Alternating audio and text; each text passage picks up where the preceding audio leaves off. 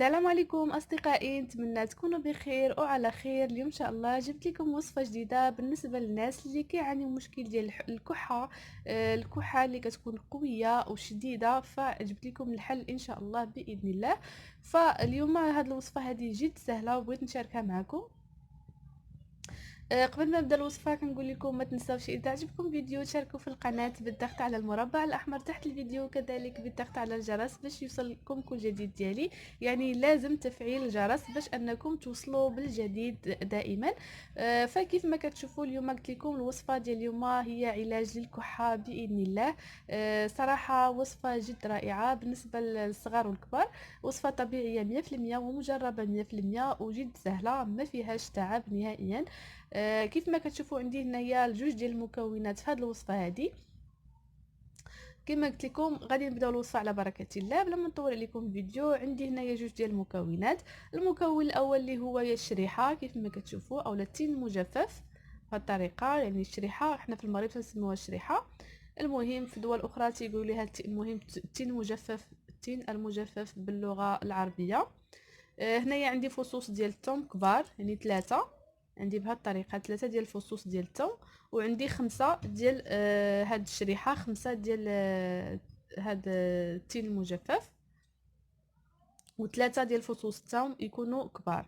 يعني هادو هما جوج ديال المكونات اللي غنحتاجو في الوصفه. هاد الوصفه فعاله جدا جدا باذن الله. انا هاد الايام كنشارك معكم الوصفات ديال الكحه، لان بزاف ديال الناس كيعانيو مشكل ديال الكحه، وخصكم تعرفوا بلي الوصفات كل واحد كيفاش كتجي معاه الوصفه. يعني كل واحد كتجي معاه وصفه، يعني وصفه كل واحد كيفاش كتجي معاه المواد اللي كنقدم في القناه. مثلا زيت الزيتون والكمون بزاف ديال الناس شكروني عليها، لان جات بزاف مع بزاف ديال الناس. الوصفه ديال الخروب كذلك جربوها الناس، كاين اللي جات معاه كاين اللي ما جاتش معاه. فهي فقط على حساب المكونات اللي في الوصفه تقدر تجي معاك تقدر لا. لهذا كنشارك بزاف ديال الوصفات ديال الكحه. فعندي هنا يسمحوا لي، حسيت براسي هدرت بزاف، ولكن سمحوا لي بزاف. كيف ما كتشوفوا هنايا غادي ناخذوا كما قلت لكم خمسه ديال الشريحه اولا التين المجفف، وثلاثه ديال الضروس ديال الثوم، الفصوص ديال الثوم كبار. غادي نطحنوهم ماشي في الخلاط، وانما في هذاك اللي كنطحنوا فيه العطريه او البهارات، الطحان ديال البهارات. هذا ديال العطريه هو اللي غادي نطحنوا فيه هاد المكونات هادو باش يطحنوا لينا مزيان. نقيو الثوم ونغسلوا المكونات ونمسحوهم مزيان ونطحنوهم في داك الطحان ديال العطريه اولا ديال البهارات. اولا اللي كنطحنوا فيه اللوز، اللي كنطحنوا فيه الجوز واللوز وهاد المواد. فغادي نطحنوهم بجوج بيهم. ملي غادي يطحنوا غادي نزيدوا عليهم واحد الملعقه ديال زيت الزيتون كبيره، فقط ملعقه واحده كبيره فقط. تقدروا تستغناو على زيت الزيتون بالنسبه للناس اللي ما كيعجبهمش مذاق ديال زيت الزيتون، لكن تقدروا تزيدوا زيت الزيتون تكون احسن. هكا تقدروا غادي تقدر يعني تتحل لكم مزيان، وكذلك غادي تقدروا يعني تهزوها بالمعلقه وداكشي. فلهذا قلت لكم تزيدوا ملعقه كبيره ديال زيت الزيتون، طحنوا المكونات مزيان. ومن بعد نديروهم في واحد القرعه ديال الزجاج. هاد المكونات هادو غادي ديروا بهم 3 ايام، مده ديال 3 ايام. اصلا المده ديال 3 ايام غتشوفوا راسكم انكم ارتحيتوا من الكحه اللي كتكون صعيبه. ارتحيتوا من داك يعني وكتنعسوا في الليل، يعني كتخليكم تخليكم تنعسوا. كنعرفوا ان الكحه ما كتخليش كطير النعاس، لان كتبقاي تكحي ما كتحسيش براسك انك قادره تنعسي. فلهذا هاد الوصفه هذه غادي تخليك تنعسي، غادي تحبس عليك الكحه من اليوم الاول ان شاء الله باذن الله.